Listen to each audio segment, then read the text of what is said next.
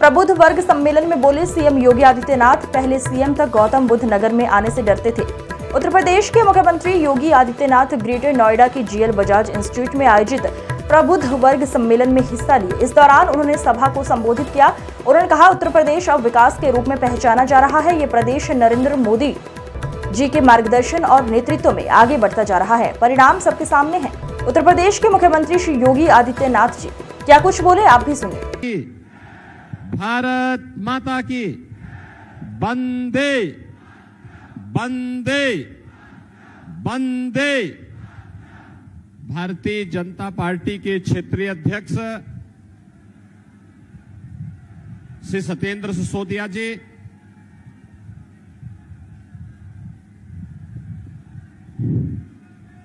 लोकप्रिय सांसद,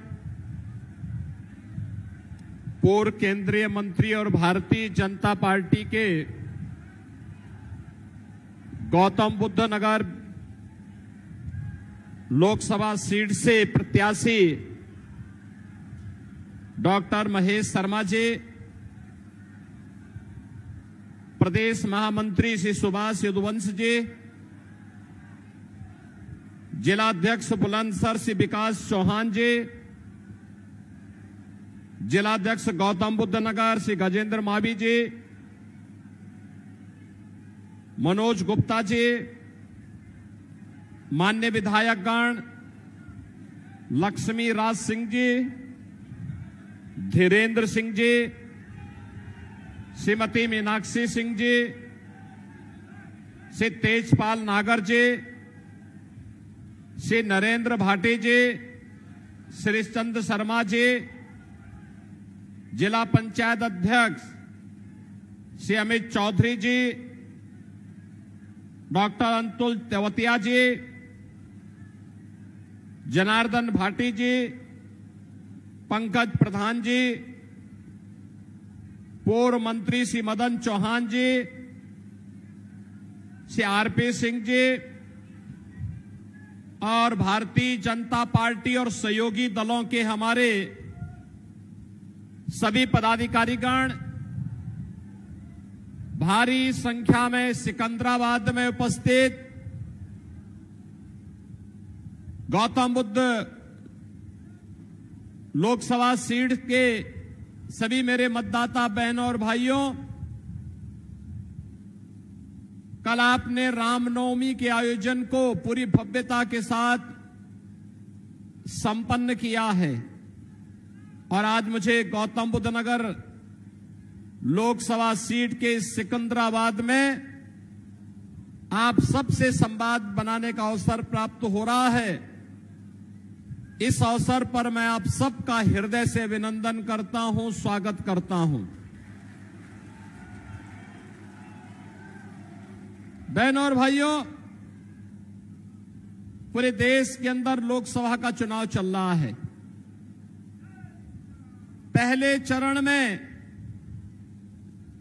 पूरे देश के अंदर अलग अलग राज्यों में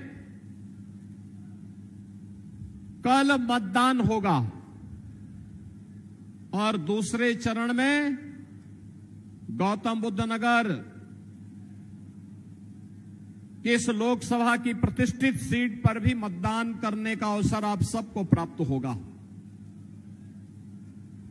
बहनों और भाइयों, आप आज एक नए भारत में हैं। जो लोग 2014 के चुनाव के साक्षी हैं, वे लोग इस बात को जानते होंगे 2014 में कैसा भारत हमें प्राप्त हुआ था। उनका यह दायित्व बनता है कि वे अपनी वर्तमान पीढ़ी को बताएं भी, जो नवोदित मतदाता हैं उनको भी बताएं कि 2014 में एक ऐसा भारत था जिसमें परस्पर अविश्वास था, लोगों के मन में आक्रोश था,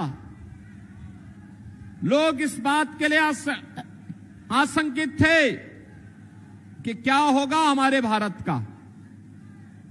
दुनिया में सम्मान घट चुका था, सीमाएं सुरक्षित नहीं थी, देश के अंदर कहीं आतंकवाद, कहीं नक्सलवाद, कहीं अलगाववाद सिर चढ़ करके बोल रहा था।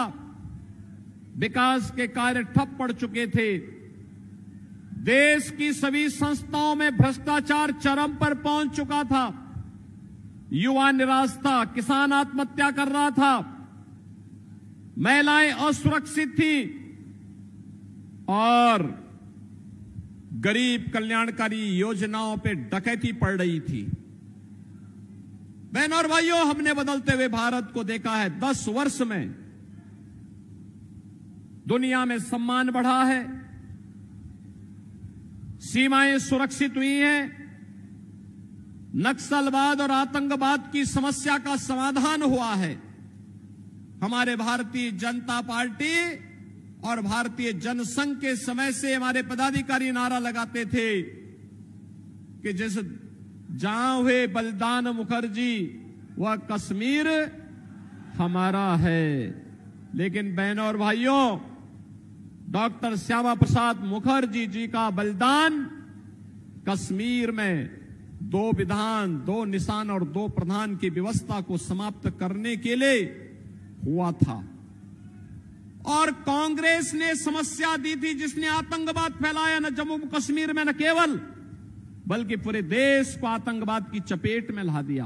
रोज विस्फोट होते थे, निर्दोष लोग मरते थे, व्यापारी तबाह होता था, परिवार के परिवार तबाह हो जाते थे और एक कांग्रेस के लोग तमाशबीन बने रहते थे।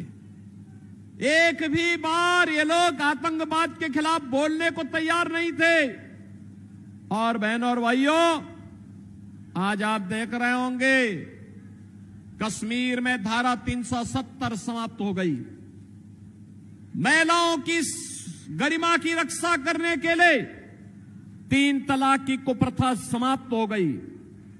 बहनों और भाइयों, इंफ्रास्ट्रक्चर कैसे होना चाहिए, ये सिकंदराबाद सबसे नजदीक है जेवर के, और जेवर में बन रहा अंतर्राष्ट्रीय एयरपोर्ट आपके सामने एक उदाहरण है। बहनों और भाइयों, एशिया का सबसे बड़ा एयरपोर्ट आपके पास बन रहा है। इसका सर्वाधिक लाभ तो सिकंदराबाद और जेवर को ही होने जा रहा है। यही लोग सबसे ज्यादा लाभ भी लेंगे।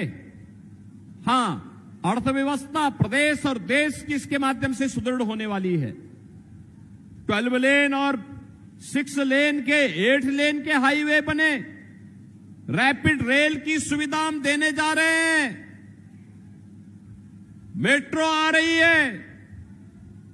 बहनों और भाइयों, रेल की कनेक्टिविटी, डेडिकेटेड फ्रेट कॉरिडोर का जंक्शन दादरी में हमारे विधायक बैठे हैं। इन्हीं की विधानसभा क्षेत्र में डॉक्टर महेश शर्मा जी के इसी क्षेत्र में इसका भी लॉजिस्टिक का सबसे बड़ा केंद्र, देश का सबसे बड़ा केंद्र बनने जा रहा है, जहां लाखों नौकरियां निकलने वाली हैं। बहनों और भाइयों, ये पहले दुनिया के अंदर इस प्रकार के इंफ्रास्ट्रक्चर के लिए जाना जाता था, लेकिन आज सौभाग्य से ऐसा इंफ्रास्ट्रक्चर आपके पास मौजूद है, या बनने जा रहा है या बन रहा है। और गरीब कल्याणकारी योजनाओं की तो कोई सानी ही नहीं। 80 करोड़ गरीब देश के अंदर पिछले 4 साल से मुफ्त में राशन की सुविधा का लाभ प्राप्त कर रहे हैं। 60 करोड़ गरीबों को 5 लाख रुपए की आयुष्मान भारत की सुविधा प्राप्त हो रही है। वे कहीं भी जाकर के उपचार करा सकते हैं। और हमारे यहां तो उत्तर प्रदेश में तो हमने व्यवस्था दी कि आयुष्मान कार्ड किसी के पास नहीं है, बीमार हो गया है, हमारा कोई विधायक, हमारा कोई सांसद या पीड़ित व्यक्ति स्वयं भी मुझे एक पत्र लिख देता है तो प्रधानमंत्री जी ने जनधन अकाउंट खोले, मैं सीधे जनधन अकाउंट से पैसा भेज देता हूं, क्योंकि मुझे मालूम है कोई बीमार होगा तो उस परिवार की क्या स्थिति होती होगी। और इसलिए बीमारी के कारण उस परिवार पे कोई आर्थिक बोझ न पड़ने पाए, इसकी जिम्मेदारी सरकार अपने ऊपर लेती है, उपचार का खर्चा स्वयं वहन करने के लिए तैयार रहती है। बहनों और भाइयों, 12 करोड़ अन्नदाता किसानों को किसान सम्मान निधि का लाभ, नारी गरिमा के लिए 12 करोड़ घरों में शौचालय का निर्माण, 10 करोड़ गरीब महिलाओं के लिए उज्ज्वला योजना का रसोई गैस का कनेक्शन, 4 करोड़ गरीबों के सिर ढकने के लिए आवास, और नोएडा, ग्रेटर नोएडा, यमुना अथॉरिटी में बिल्डर बायर की समस्या का समाधान करते हुए जिन लोगों के वर्षों से मामले लंबित थे, उन सब के मामले समाप्त कराते हुए हम लोगों ने आज बायर्स को उसका हक देना वहां प्रारंभ किया है। बहनों और भाइयों, ये पहली बार हुआ है। 2.5 करोड़ गरीबों के घर में बिजली पहुंच गई, ये पहली बार हुआ है। ये योजनाएं पहले भी चल सकती थी, लेकिन पहले देश के हित के बारे में सोचने वाले लोग नहीं थे, पहले तो अपने परिवार के बारे में सोचने वाले लोग थे। इसीलिए तो कह रहा हूं मैं, ये चुनाव नेशन फर्स्ट बनाम फैमिली फर्स्ट के बीच में होने जा रहा है। स्वार्थ के परिवार में और मोदी के परिवार में, मोदी का परिवार 140 करोड़ का भारत है, इसलिए उनके लिए राष्ट्र पहले है, और कांग्रेस, सपा, बसपा, इनके लिए अपना परिवार महत्वपूर्ण है, इसलिए अपने स्वार्थ के परिवार के बाहर ये सोच भी नहीं सकते। बहनों और भाइयों, ये जितना भी कार्य हुआ है, चाहे वह सुरक्षा का बेहतर माहौल हो, निवेश का बेहतर माहौल हो, और कल आपने अयोध्या में देखा होगा 500 वर्षों के बाद रामलला को भी अपने जन्मोत्सव के आयोजन को अपनी जन्मभूमि पर मनाने का अवसर प्राप्त हो गया, और सूर्यवंशी राम को भगवान सूर्य की किरणों ने तिलक करते हुए, अभिषेक करते हुए भी आपने देखा होगा। संपूर्ण सनातन भारत आलोकित हो रहा था, उस आभा से आलोकित हो रहा था। बहनों और भाइयों, ये जो सम्मान और गौरव है, ये सुरक्षा है, ये जो समृद्धि है, ये जो गरीब कल्याणकारी योजनाओं का लाभ मिल रहा है, और जो ये सम्मान भारत को मिल रहा है, इसका श्रेय केवल और केवल और केवल किसी एक व्यक्ति को और किसी एक महामना को जाना चाहिए। वह नाम है श्री नरेंद्र मोदी का। मोदी जी के नेतृत्व में यह सब हुआ है, और इसीलिए हम लोग आए हैं आपके पास कहने के लिए कि बहनों और भाइयों, मोदी जी के नेतृत्व में जो नए भारत का हम दर्शन कर रहे हैं, इस नए भारत को आत्मनिर्भर भारत, इस नए भारत को विकसित भारत, और इस नए भारत को ग्लोबल लीडर भारत के रूप में दुनिया के सामने प्रस्तुत करने के लिए तीसरी बार मोदी जी को फिर से प्रधानमंत्री बनना आवश्यक है। और बहनों और भाइयों, तीसरी बार मोदी जी को प्रधानमंत्री बनने से के लिए आवश्यक है डॉक्टर महेश शर्मा जी तीसरी बार यहां से सांसद बनकर के चुन करके जाएं। बहनों और भाइयों, जैसे एक सकारात्मक सोच के साथ विकास की योजनाओं के लिए डॉक्टर महेश शर्मा जी या हमारे विधायकगण आए होंगे, आते हैं, लेकिन विकास की किसी चालू परियोजना में बैरियर बनने के लिए कभी भी उन्होंने अपने स्तर पर कोई भी किसी भी प्रकार के किसी भी मामले को उनके स्तर पर कभी नहीं उठाया जाता।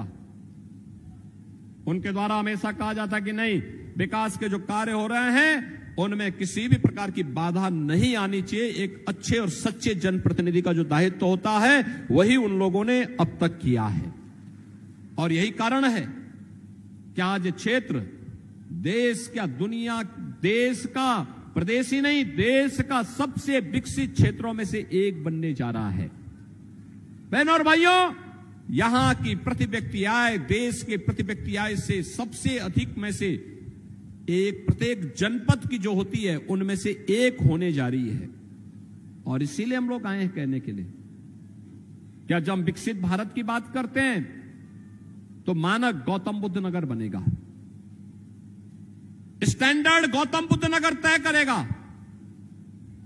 अब पहले जो अन्य जनपदों से होती थी पहचान, उसको आप पीछे छोड़ते जा रहे हैं, पीछे छोड़ते जा रहे हैं। डबल इंजन सरकार के साथ साथ सांसद विधायक आपका है, इसका लाभ आपको प्राप्त होना ही होना है। और बहनों और भाइयों, इसका लाभ यहां पर आप सबको प्राप्त हो रहा है और इसीलिए हम लोग आए हैं। मैं पूछना चाहता हूं, क्या ये अयोध्या में जो आपने देखा है सूर्यवंशी राम को भगवान सूर्य भवन भास्कर के किरण से उनका तिलक होते हुए देखा होगा आपने, तो यह कार्य क्या कांग्रेस और सपा बसपा के लोग करते क्या? ये काम ये कर पाते क्या? अयोध्या में राम मंदिर का निर्माण क्या ये लोग कर पाते क्या? कश्मीर में धारा 370 ये लोग हटा पाते क्या? और बहनों और भाइयों, 3 तलाक की कुप्रथा को ये लोग रोक पाते? ये लोग तो कर्फ्यू वाले लोग हैं। इन लोगों ने कर्फ्यू लगा दिया, महीनों महीनों दंगा होता था, बेटी और व्यापारी असुरक्षित थी। आज हमारे प्रदेश में कर्फ्यू नहीं है, आज तो शानदार तरीके से कावड़ यात्रा निकलती है। कावड़ यात्रा, अंतर स्पष्ट है, फर्क साफ है। वे दंगा कराते थे, हमने कहा भी नहीं, सामान्य प्रदेशवासियों के लिए अयोध्या में रामलला होंगे और माफिया और अपराधी के लिए राम नाम सत्य है कि यात्रा के रास्ते भी खुले होंगे। बहनों और भाइयों, वे दंगा करा करके प्रदेश को अस्त व्यस्त करते थे। हम लोगों ने कहा नहीं भाई, दंगा पॉलिसी नहीं चलेगी, विकास की पॉलिसी चलेगी, विकास की। और आज इसी विकास के लिए हम लोग आपके पास आए हैं। नौजवान की आजीविका के लिए, आम नागरिक की आस्था के लिए, व्यापारी और बेटी की सुरक्षा के लिए भारतीय जनता पार्टी आवश्यक है। और भारतीय जनता पार्टी सरकार के लिए मोदी जी तीसरी बार प्रधानमंत्री बने और गौतम बुद्ध नगर सीट पर तीसरी बार डॉक्टर महेश शर्मा जी सांसद बनकर के चुन करके जाएं, इसी के लिए अपील करने के लिए मैं आपके पास आया हूं। बहनों और भाइयों, बड़े उद्देश्य के लिए हमें स्थानीय उन विवादों को समाधान करना होगा। चुनाव में लोग आएंगे, तमाम प्रकार के लोग आएंगे। कोई जाति का सहारा लेगा, कोई क्षेत्र का सहारा लेगा, कोई तमाम अन्य सहारा लेगा। उस समय सबसे कहना कि भाई देखो, चुनाव के बाद आ जाना। आज तो हमारे पास एक ही कार्य है और वह है एक राष्ट्रवादी और विकास परक सोच वाली हमें सरकार चाहिए। और उस सरकार केवल मोदी जी दे सकते हैं। वह केवल कमल के फूल से ही संभव हो पाएगा। हमें कमल के फूल के बारे में सोचना है और कमल के फूल के लिए ही आप सबसे अपील करने के लिए आज मैं यहां पर सिकंदराबाद में मैं आया हूं। बहनों और भाइयों, चुनाव के दौरान यह भी संभव नहीं हो सकता, बहुत बार होता है। हर व्यक्ति की अपेक्षा भी होती है कि प्रत्याशी हमारे द्वार में आ जाए, संभव नहीं होता। एक प्रत्याशी के लिए बहनों और भाइयों 2000 से अधिक गांव होते हैं और 14 दिन का केवल चुनाव होता है। 14 दिन में इसी में संगठन की बैठक भी, इसी में व्यवस्था की तैयारी भी, इसी में बैग भी तैयार करने होते हैं, इसी में और भी तमाम कार्यक्रम होते हैं, सभाएं भी हो गई और तब भी घर घर प्रत्याशी जाए, यह संभव नहीं होता।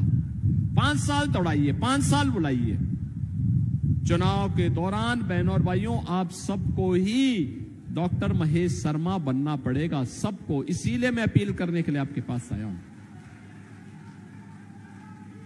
और बहनों भाइयों, इसीलिए घर घर जाकर के 26 अप्रैल तक चुनाव में कुछ गर्मी बढ़ेगी। और इसलिए बहनों और भाइयों, मैं आपसे अपील करने के लिए आया हूं। मतदान, पहले मतदान होना है। कल पहले चरण का होगा, दूसरे चरण में आपको मतदान करना है। और मतदान के लिए सर्दी, गर्मी, धूप, किसी की भी परवाह के बगैर, लू की परवाह के बगैर हमारा प्रयास होना चाहिए। पहले 3 घंटे में ही 50% से अधिक मतदान हम अपने स्तर पर करवाने की तैयारी कर लें। सहमत हैं? सहमत हैं? मोदी जी को फिर से प्रधानमंत्री देखना चाहते हैं? देश को सुरक्षित रखना चाहते हैं? भारत की आस्था का सम्मान करना चाहते हैं? युवाओं की आजीविका को सुदृढ़ करना चाहते हैं? विकसित भारत बनाना चाहते हैं? डॉक्टर महेश शर्मा जी को इसके लिए चुनाव जिता के भेजना पड़ेगा। सहमत हैं? सभी लोग सहमत हैं? तो कमल चुनाव चिन्ह पर घर घर जाने का दायित्व मैं आपको सौंपता हूं। आप सब सहमत हो तो मेरे साथ बोलेंगे, भारत माता की, भारत माता की, भारत माता की।